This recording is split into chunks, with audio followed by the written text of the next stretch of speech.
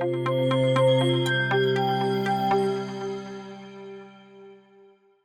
दोस्तों, बहुत बहुत स्वागत है आपका इकोनॉमिक्स हिंदी विथ मैथ में। तो आज की इस वीडियो के अंदर हम करने वाले हैं भौतिक एवं भौतिक तथा रासायनिक परिवर्तन के बारे में हम पढ़ने वाले हैं। इससे पहले कि अगर आपने पार्ट नहीं देखे, ये जो क्लास 9th का है, जो है चैप्टर नंबर 2 हम कर रहे थे, तो अगर आपने इससे पहले वाले पार्ट्स नहीं देखे वो ज़रूर देख लें, क्योंकि उसमें आगे का चैप्टर मैंने करा रखा है। तो अब हम आगे बढ़ते हैं, ठीक है। तो इसको हम यहाँ पर हम देखेंगे भौतिक परिवर्तन, भौतिक और रासायनिक परिवर्तनों को हम समझेंगे इसके अंदर, ठीक है। तो चलिए शुरू करते हैं दोस्तों। लेकिन उससे पहले अगर आप चैनल पर पहली बार आए हैं तो चैनल को सब्सक्राइब करके बेल आइकन को ऑल पर सेट कर लें, ताकि आपको हमारी वीडियो की नोटिफिकेशन मिलती रहे। चलिए देखते हैं केमिकल चेंज के बारे में, यानी हम इसको क्या बोलते हैं, केमिकल चेंज कहते हैं। और दूसरा होता है हमारा फिजिकल चेंज।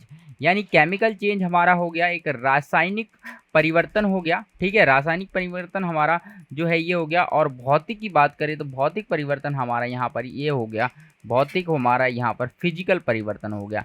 तो ये हमें समझना है, ठीक है। तो आप यहाँ पर चित्र के माध्यम से देख सकते हैं कि भौतिक फिजिकल परिवर्तन में क्या होता है। फिजिकल में क्या होता है कि अगर हम लकड़ी के टुकड़े को काट दें, ठीक है, तो इस तरह से ये लकड़ी के टुकड़ों को काटना ये फिजिकल परिवर्तन है। और उसके बाद जो है यहाँ पर अगर आप यहाँ पर इस तरह से देख सकते हैं, ये कुछ एग्जाम्पल है फिजिकल परिवर्तन के, ठीक है। अगर हम केमिकल परिवर्तन की बात करें, मतलब रासायनिक परिवर्तन की बात करें, रासायनिक परिवर्तन, तो इसमें क्या है आप देख सकते हैं यहाँ पर रासायनिक परिवर्तन में यहाँ होता है केमिकल जो है चेंज, ठीक है। तो इसमें केमिकली चेंज आता है। जैसे कि अगर लकड़ी को जला दिया जाए, अगर लकड़ी को जला देंगे तो क्या लकड़ी को वापस प्राप्त किया जा सकता है? नहीं। तो आपको मेजर पॉइंट इसमें ये याद रखना है कि आप जब आप भौतिक परिवर्तन की बात करेंगे तो आपको सवाल करना है, क्या हम इस पदार्थ को वापस प्राप्त कर सकते हैं जैसे का तैसा? नहीं। अगर हाँ आपका जवाब आता है तो वो भौतिक परिवर्तन हो जाएगा, और अगर आपका जवाब ना है तो यहाँ पर रासायनिक परिवर्तन हो जाएगा। यानी रासायनिक परिवर्तन के अंतर्गत जब रासायनिक परिवर्तन होता है किसी पदार्थ में, तो वो पदार्थ वापस प्राप्त नहीं किया जा सकता है, ठीक है। उसको वापस से प्राप्त नहीं किया जा सकता। आप देखिए लकड़ी को अगर जला दिया जाए तो क्या वापस लकड़ी को प्राप्त किया जा सकता है? नहीं किया जा सकता, ठीक है। उसी प्रकार लेकिन लकड़ी को काट दिया जाए तो इसको दोबारा से प्राप्त किया जा सकता है। और उसी प्रकार से और भी बहुत सारे एग्जाम्पल हो सकते हैं। तो यहाँ पर जो है कुछ एग्जाम्पल के माध्यम से आपको समझाने का प्रयास किया है। तो चलिए अब हम इसको देख लेते हैं क्या होता है। तो सबसे पहले हमें यहाँ पर समझना होगा कि यहाँ पर जैसे कि अब ये परिवर्तन होते क्या हैं, तो इसको हम समझेंगे। तो यहाँ पर सबसे हम पहले यहाँ पर देखते हैं भौतिक परिवर्तन क्या होते हैं, ठीक है। भौतिक परिवर्तन क्या है?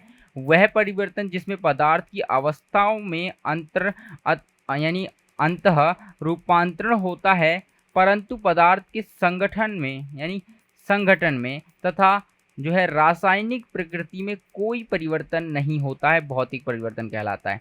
भौतिक परिवर्तन क्या है? वह परिवर्तन या कहें एक ऐसा परिवर्तन जिसमें पदार्थ की जो अवस्था होती है, आप यहाँ पर देखिए पदार्थ की जो अवस्था होती है, पदार्थ की क्या होती है? अवस्था होती है, उसमें रूपांतरण होता है, ठीक है। पदार्थ की अवस्था बदल जाती है। जैसे कि हमने यहाँ पर लकड़ी का एग्जाम्पल लिया, जब हम लकड़ी को काट देंगे तो हमारी जो पदार्थ किस तरह से, लकड़ी बिल्कुल लंबी थी लेकिन हम काटेंगे तो उसकी अवस्था बदल चुकी है, ठीक है। उसकी अवस्था क्या हो जाती है? बदल जाती है। तो वहाँ पर अवस्था में रूपांतरण हो जाता है, मतलब बदलाव आता है। परंतु जो है पदार्थ के संगठन तथा रासायनिक प्रकृति में कोई परिवर्तन नहीं आता। मतलब जो इसका संगठन है, ठीक है, किस प्रकार से इस तत्वों से मिलकर बना है, और साथ ही उसके और रासायनिक जो परिवर्तन होता है, रासायनिक प्रवृत्ति होती है, उसमें कोई भी परिवर्तन नहीं आता, कोई भी चेंज नहीं आता है, तो उसे भौतिक परिवर्तन कहते हैं। आप यहाँ पर एग्जाम्पल समझ सकते हैं, जैसे कि यहाँ पर जो है लकड़ी को काट देंगे तो ये लकड़ी ही रहेगी और कुछ नहीं बनेगा, ठीक है। तो रासायनिक परिवर्तन में क्या होता है कि अगर आप रासायनिक परिवर्तन करते हैं तो एक नया पदार्थ हमें प्राप्त हो जाता है, और पुराने पदार्थ को हम वापस नहीं ला सकते हैं। तो यहाँ पर आप देख सकते हैं जैसे कि लकड़ी को जलाया गया, जलाने से क्या हुआ, यहाँ पर हमें आग प्राप्त होती है, ठीक है, धुआं प्राप्त होता है, कार्बन डाइऑक्साइड प्राप्त होती है, लेकिन हम लकड़ी प्राप्त नहीं कर सकते क्योंकि एक बार जला दिया गया। तो यहाँ पर इसी तरह से रासायनिक परिवर्तन काम करता है। भौतिक परिवर्तन में क्या है कि हमें जो है इसमें केवल पदार्थ की अवस्था में परिवर्तन होता है, और पदार्थ को वापस से प्राप्त किया जा सकता है, रासायनिक में नहीं किया जा सकता। आई होप दोस्तों आपको ये जो है इस दोनों के बीच का जो अंतर है कि भौतिक परिवर्तन होता क्या है, रासायनिक परिवर्तन क्या होता है, वो आपको समझ में आ गया होगा। तो यहाँ पर भौतिकी पदार्थ की बात करेंगे, ये भौतिक पदार्थ हो गया और ये भौतिक जो है यहाँ पर रासायनिक पदार्थ हो गया। ठीक है, जो इसमें परिवर्तन हुआ वो यहाँ पर जो है आग लगना, कार्बन डाइऑक्साइड निकलना, ये परिवर्तन हुआ है और यहाँ पर लकड़ी की अवस्था में चेंज आता और ये भौतिक परिवर्तन हुआ है। ठीक है, तो इस तरह से ये परिवर्तन होते हैं और मैं आपको एग्जाम्पल देता हूँ और कैसे हो सकता है ये। तो यहाँ पर देखिए मोमबत्ती जब पिघलती है तो यहाँ पर किस तरह से परिवर्तन होता है। आप जैसे कि नमक को पानी में डालेंगे, ठीक है, नमक को क्या कर रहे हैं आप पानी के अंदर डाल रहे हैं, नमक को पानी के अंदर डालने तो क्या परिवर्तन होगा। एक बल्ब का जलना क्या कौन सा परिवर्तन है। तो ये कुछ एग्जाम्पल हैं, ठीक है, अलग अलग एग्जाम्पल हैं जो रासायनिक और भौतिक परिवर्तन के हैं। तो यहाँ पर देखिए जल का नमक में घुलना, ये क्या होगा, हमारा जल का नमक में घुलना जो होगा भौतिक परिवर्तन कहलाएगा। क्योंकि हम देखिए जल और नमक, अगर जल को हम नमक में मिलाएंगे तो ये मिलाने के बाद क्या है, हम चाहें तो इन दोनों को फिर से अलग कर सकते हैं।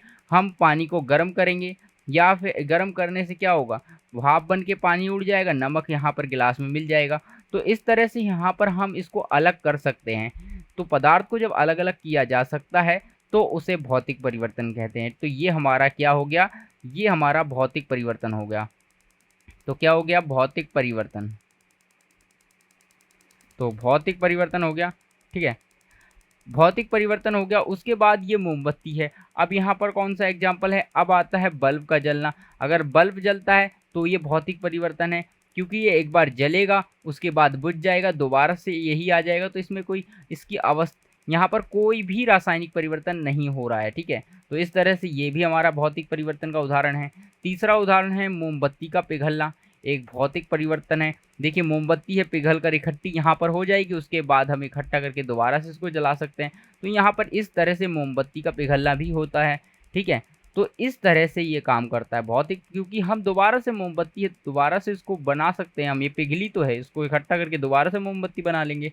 तो यहाँ पर यही होता है कि भौतिक परिवर्तन में कि पदार्थ को दोबारा से प्राप्त किया जा सकता है और उससे जो है जब उसमें जो परिवर्तन होता है तो उस परिवर्तन के परिमाण स्वरूप, मतलब उस परिवर्तन से कोई नया पदार्थ निर्मित नहीं होता है। ठीक है, तो यहाँ पर क्या चीज़ हो गई, पहला कि आपका जो है नया पदार्थ नहीं बनेगा, नया पदार्थ, ठीक है, पदार्थ, तो आपको यहाँ पर नया पदार्थ नहीं बनना मिलेगा और साथ में नया पदार्थ नहीं मिलता है, साथ में आपको क्या करता है कि अवस्था चेंज करता है। नंबर 2 पॉइंट है आपका अवस्था। ठीक है, अवस्था, तो यहाँ पर अवस्था में चेंज आता है भौतिक परिवर्तन में और नया पदार्थ नहीं बनता है। ठीक है, नहीं बनता है, तो आपको यहाँ पर नहीं लिख लेना, नहीं बनता है। तो ये हो गया। अब हम आगे बढ़ते हैं, तो आगे की बात करते हैं। अब हम इसमें देखते हैं रासायनिक परिवर्तन क्या होता है।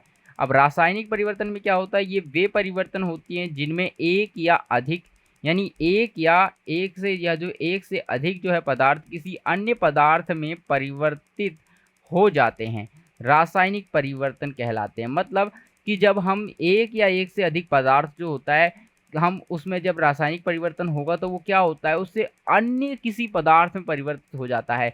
यानी अगर यहाँ पर हम एग्जाम्पल बताऊँ, यहाँ पर देखिए आग है, आग में क्या हुआ, कुछ अन्य ही परिवर्तन हो गया। मतलब हमने आग लगा दी तो लकड़ी थी, लकड़ी से कुछ और ही बन गया, कोयला बन गया। तो यहाँ पर पूरी तरह से चेंज हो जाता है, मतलब कोई नया पदार्थ बन जाता है। ठीक है, नया पदार्थ निर्मित हो जाता है और पिछले वाले पदार्थ को हम वापस प्राप्त नहीं कर सकते, उसे हम रासायनिक परिवर्तन कहते हैं। ठीक है, क्या कहते हैं, रासायनिक परिवर्तन कहते हैं। तो आई होप क्लियर हो गया। चलिए आगे बढ़ते हैं, हम रासायनिक परिवर्तन के और उदाहरण देखते हैं, जैसे कि लोहे में जंग लगना। अगर लोहे में जंग लग गया तो दोबारा से इसको लोहा प्राप्त सही जैसा पहले था वैसा नहीं प्राप्त किया जा सकता, तो ये एक रासायनिक परिवर्तन हो गया। ठीक है, तो इस तरह से ये रासायनिक परिवर्तन होता है। उसके बाद देखिए कहीं पर आग लगना, इस तरह से आग लग जाती है तो ये यहाँ पर ये रासायनिक परिवर्तन हो जाता है। ठीक है, तो इस तरह के उदाहरण हैं कुछ रासायनिक परिवर्तन, जैसे कि लोहे पर जंग लगना, आग लगना। ठीक है, कार्बन डाइऑक्साइड यानी बनना, आग से क्या बन जाती है, कार्बन डाइऑक्साइड जो है बन जाती है आपकी। तो इस तरह से रासायनिक परिवर्तन होते हैं। आई होप दोस्तों ये आपको क्लियर हो गया होगा भौतिक परिवर्तन, रासायनिक परिवर्तन क्या होते हैं। ठीक है, तो नेक्स्ट वीडियो में हम करेंगे तत्वों को पढ़ेंगे, ये तत्व क्या होते हैं। तो चलिए तब तक के लिए बाय। और आप जो है चैनल पर नए हैं तो सब्सक्राइब जरूर कर लें। और अब वीडियो कैसी लगी आपको, अगर वीडियो पसंद आई और आपको जो है जो मैंने समझाया है आपको पसंद आया है और आपको वीडियो अच्छी लगी तो वीडियो को लाइक करें। आप उन दोस्तों के साथ भी इस वीडियो को शेयर करें जिनके पास जो है साइंस जो है हिंदी मीडियम में है और उन्हें हिंदी मीडियम का जो है बढ़िया कंटेंट नहीं मिल रहा है, तो आप उनके साथ शेयर कर सकते हैं और अपने दोस्तों की हेल्प कर सकते हैं, आप भी स्टडी कर सकते हैं। तो चलिए फिर मिलेंगे हम किसी नई वीडियो में।